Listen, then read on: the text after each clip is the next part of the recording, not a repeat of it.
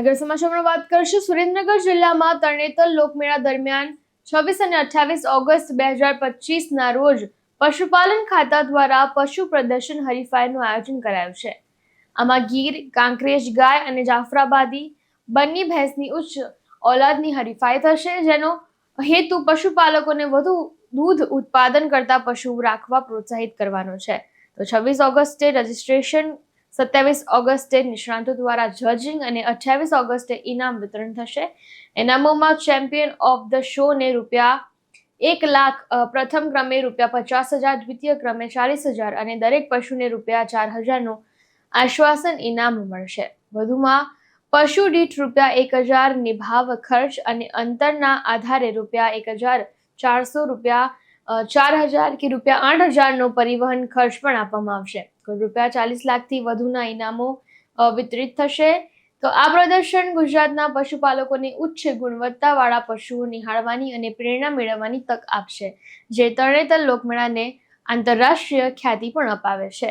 તરણેતર પશુ પ્રદર્શન હરીફાઈ 2025 પશુપાલન ખાતું ગુજરાત રાજ્ય ગાંધીનગર અને પશુપાલન વિભાગ જિલ્લા પંચાયત સુરેન્દ્રનગર દ્વારા દર વર્ષની જેમ આ વર્ષે પણ તરણેતર પશુ પ્રદર્શન હરીફાઈ 2025નું આયોજન કરવામાં આવેલ છે.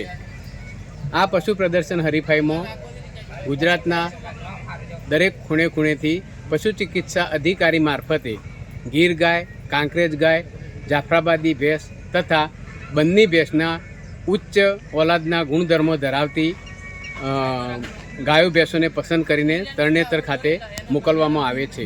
આ પશુઓમાં તારીખ 26ના રોજ રજીસ્ટ્રેશન કરવામાં આવે છે. 27 તારીખે અમારી પશુપાલન ખાતાના અધિકારીઓની નિષ્ણાત ટીમ દ્વારા તેમનું જજિંગ કરવામાં આવે છે તથા જજિંગ કર્યા બાદ 27 તારીખે આ પશુઓને શ્રેષ્ઠતાના ધોરણે ઇનામ આપવામાં આવે છે. આ ઇનામમાં સમગ્ર ટુર્નામેન્ટમાં પ્રથમ નંબરે આવનાર પશુને ચેમ્પિયન ઓફ ધ શો તરીકે ઘોષિત કરવામાં આવે છે અને એને ₹1 લાખ ઇનામ આપવામાં આવે છે.